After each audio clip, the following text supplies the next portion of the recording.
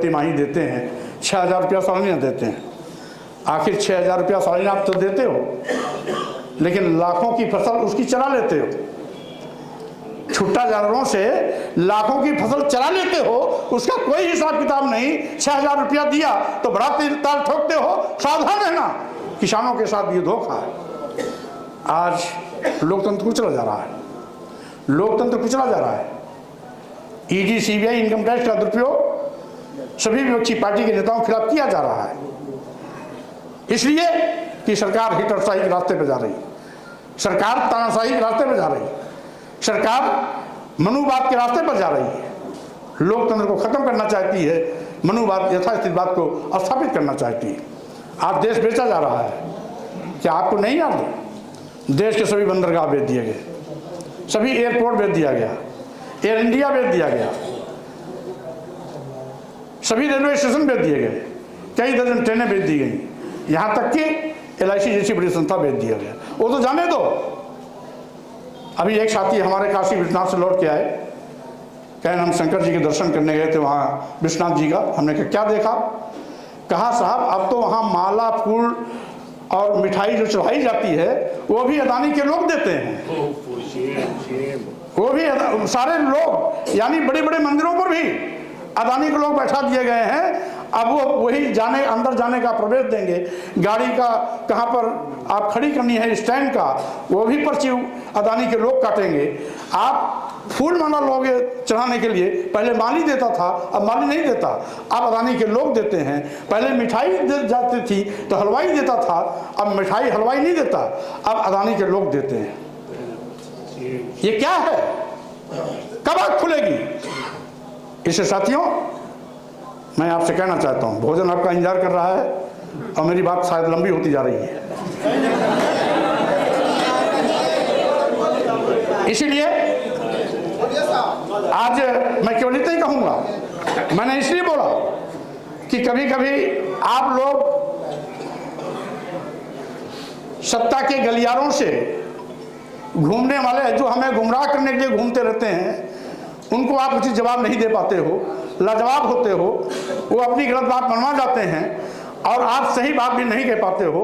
जानकारी इसलिए मैं दे रहा हूं कि आपको भी जानकारी होनी चाहिए, जिससे कि मुंह तोड़ उनका जवाब मिलना चाहिए।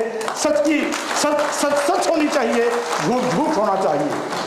और इसीलिए साथियों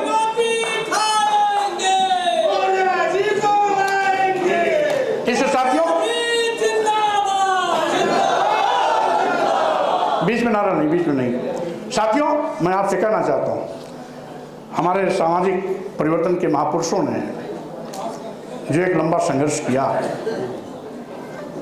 वो हमारी थाती है, हमारी धरोहर है, हमें विरासत के रूप में मिली है, उसे हमें संजो के रखना है, उसको आगे बढ़ाना है।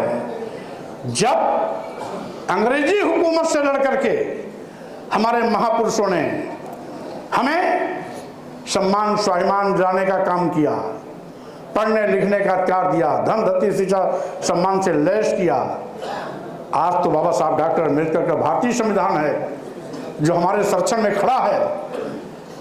और बाबा साहब डॉक्टर अम्बेडकर भी विपरीत परिस्थितियों में भी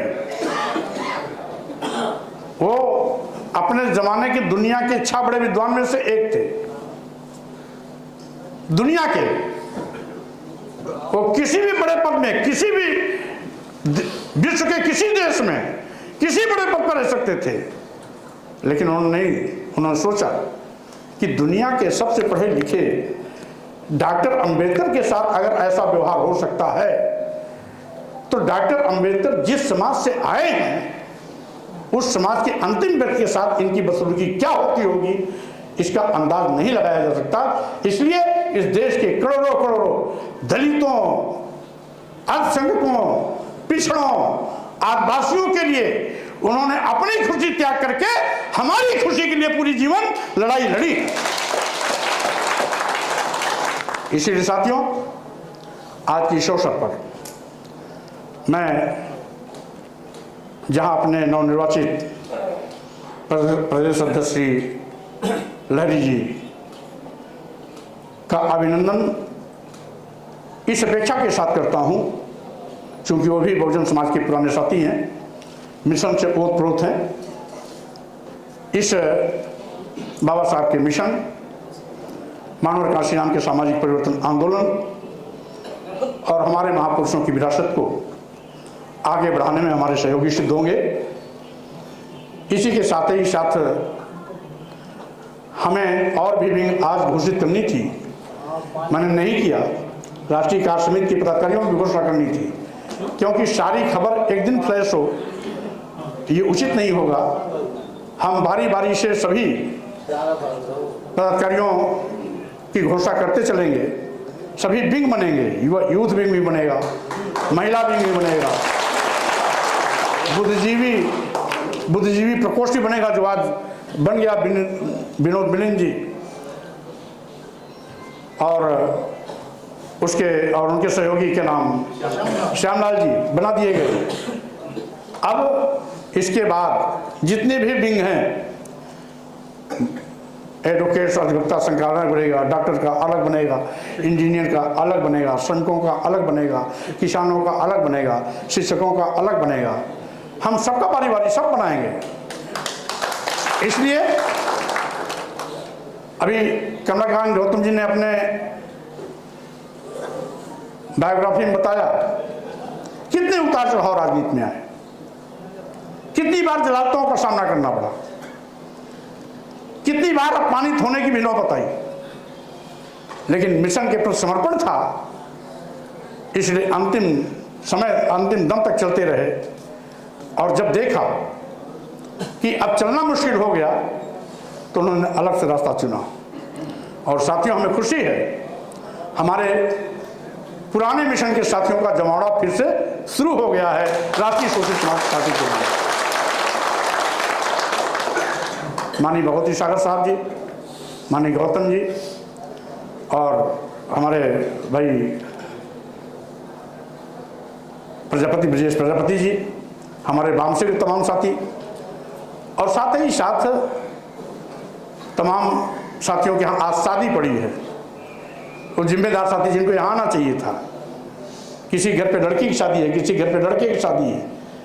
हमारे एक इंजीनियर साहब यहीं से कहें आज उनकी सगाई है बच्चों की, यहाँ से अनुमति लेके गए हैं। और मैंने हर जिले से मात्र 4-5 कार्यकर्ताओं को बुलाया था। हमारे कार्यकर्ता टेलीफोन करते, साहब हमको नहीं इतना मिला, हमको नहीं किसी ने बताया। हम उनको रोकते थे कि जब आवश्यकता होगी किसी बड़े कार्यक्रम का तब मैं आपको आमंत्रित करूंगा। अभी हम प्रमुख लोगों को बुलाए हैं जिनको आगे चल करके अपने अपने जिलों में, अपने अपने मंडलों में, अपने अपने जोन में संगठन बनाना है। ऐसे लोगों को हम आज बुलाए हैं, क्योंकि आज हमारे प्रदेश अध्यक्ष आपके बीच में हो गए। प्रदेश अध्यक्ष जी आप सभी लोगों से संपर्क करके समय समय पर ये आपको जिम्मेदारी देंगे, ये हमसे बीच में वार्ता करते रहेंगे। हम अपने वरिष्ठ नेताओं के साथ बैठ करके उनका राय मशवरा के आधार पर जोनल कोऑर्डिनेटर, मंडल कोऑर्डिनेटर की घोषणा करेंगे। जोनल कोऑर्डिनेटर की देखरेख में मंडल कोऑर्डिनेटर लोग अपने अपने मंडल में आने वाले जिलों के संगठन का साझा ढांचा तैयार करेंगे। और साथ ही साथ कल हम बिहार के प्रमुख लोगों को बुलाए, परसों हम मध्य प्रदेश के कुछ प्रमुख लोगों को बुलाए।